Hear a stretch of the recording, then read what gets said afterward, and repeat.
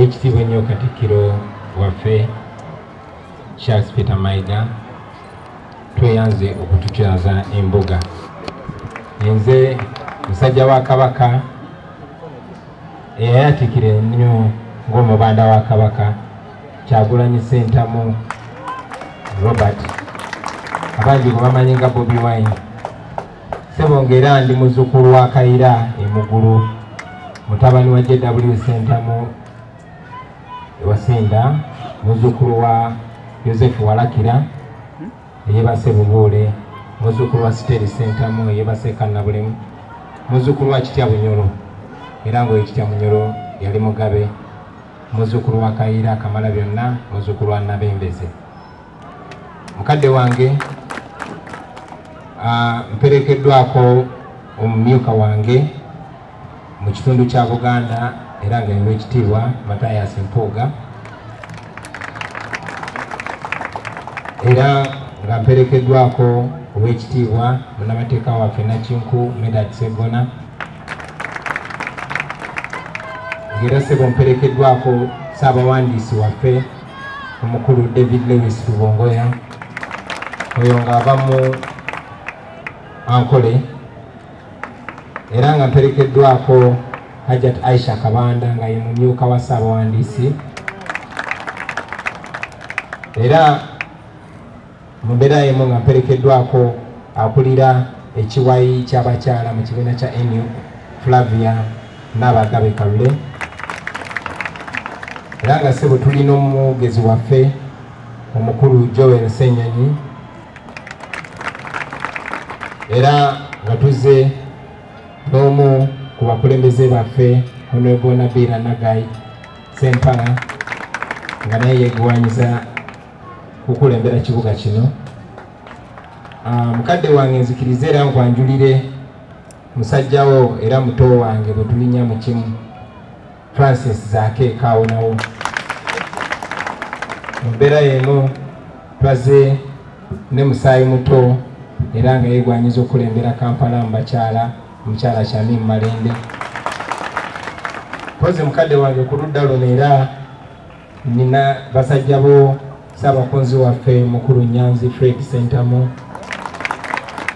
omukulu Kazibwe Bashir Mbazira omukulu Mwada Nkunyingi okuva e Kyaddondo omukulu Ibrahim Ssegirinnya gwe bakazaako erya Mr. Updates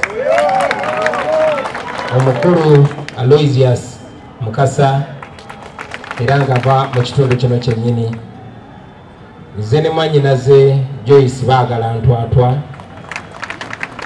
nzize mukadde wange n'omuyambi wange ow'oku Lusegere Sheriff Najja Ssenyonjo twaze ne muganda waffe era nga yawanika ensawo y'ekibiina kya NUP gwe bayita Benjamin Katana twaze ne muganda waffe Sserunjojo Weddembe okuva e Kawempe twaze ne muganda waffe era nga yakulira bannamateeka baffe Anthony Wameri okuva e tuze okulopera ezimu ku nsonga zemmanyi nti ezimu baazikuloopedde jjo kubanga nze kennyini musajjawo nze naviiriddeko oba oliawo okutyoboola ekitiibwa ky'Obwakabaka ekitiibwa ky'abataka n'ekitiibwa ky'abanaddiini bwe bakubye amasasi n'omukka okubalagala ku kiggwa kyaffe ekya jjajjange Kayiira Emugulu nga twabadde tugenza omwebaza n'okumuyozaayoza okulembera olukiiko lw'abataka okumala emyaka 7 beddu. Kyannaku nti tetwasobodde kutuuka olw'embeera eyabaddewo. Mukadde wange manyi bulungi nti abapoliisi n'abamagye olunaku lwaleero babadde wano nga bazze okwetonda olw'effujjo n'okutyoboola ennono yaffe bye baakoze.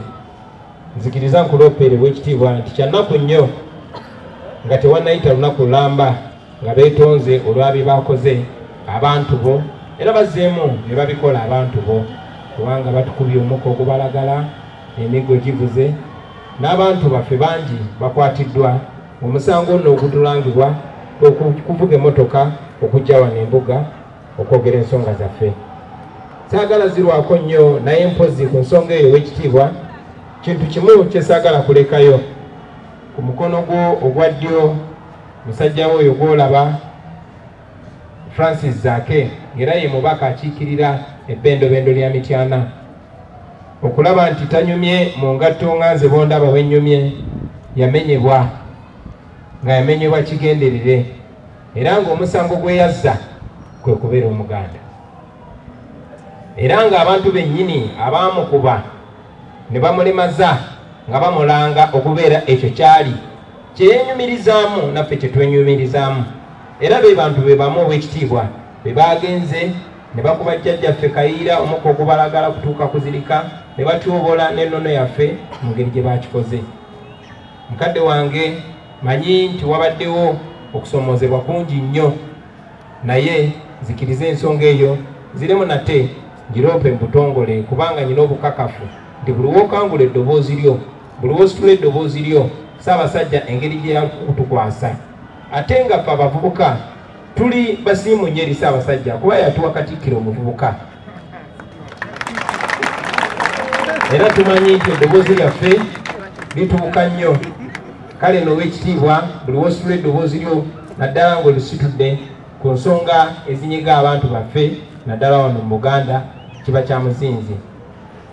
Bannaffe babadde nga beeswanta nga baagala eddoboozi live Mengo live mu Ekereziya Katulika live ne mu bakulembeze bonna abatutwala at least balabe ng'abantu abakoze ebikolobero ebifaanana bwe bityo bakubibwa ku nsolobotto. Tukimanyi bulungi nnyo nti bazze ne beetonda era omuntu teyeetonda nga takoze ensobi ne mukama wange tulina amateeka agatutwala mu ggwanga lino era twongera okugatta eddoboozi lyaffe ku abo ababadde basaba nti waakiri abantu abo nabo bavunaanibwe mu mateeka kubanga uniform gye bambala yakukuuma amateeka. Mukadde wange tumanyi nti eddoboozi lyo bwe lyegatta ku maloboozi amangi ag'abaana ba Buganda n'abaana ba Uganda bonna tujja kufuna obwenkanya. Mu ngeri y'emu mukadde wange ensonga newankubadde tufunye omukisa ne tujjukwanjulira nzikiriza njikwanjulire mu lwatu ti nze Kyagulanyi Ssentamu muzzukulu wa Kayiira nzize embuga okuloopa olutabaalo. Mukadde wange nze ayimiridde maaso go ngenda kwesimbawo okulembera eggwanga lyattu lino Uganda. Tufunye obuwagizi okwetolola Uganda yonna. Abaana b'e Busoga tetwagadde kujja n'abantu bangi nnyo, abaana Bankole, abaana b'Omwakyoli, abaana b'e Bugisu n'okwetolola eggwanga lyonna bazze batuwa obuwagizi naye kitukakatako naffe balaga nti ate gye tuve waffe Buganda mwatu ate batuwagira nnyo era batwagala nnyo. Mu mbeera eyo mukadde wange nzikiriza mu butongole mpaabe olutabaalo mu nnono yaffe. Tumanyi nti emikisa tugijja mbuga era bwe kuba kwe kusiima kw'ekitiibwa nve wano ng'omukisa ogwo n'emikisa gy'abajjajjaffe ngenze nagyo. Ow'ekitiibwa mmanyi nti waliwo ensonga enkulu bwenkanya obuli mu bifo ebirala ku bunkenke. Tumanyi nti ebitunyiga bebinyiga n'abatukulembera wano e Mengo n'okwetoola eggwanga lyonna. So tetulwanagana naddala abaana ba Buganda n'abaana ba Uganda yonna.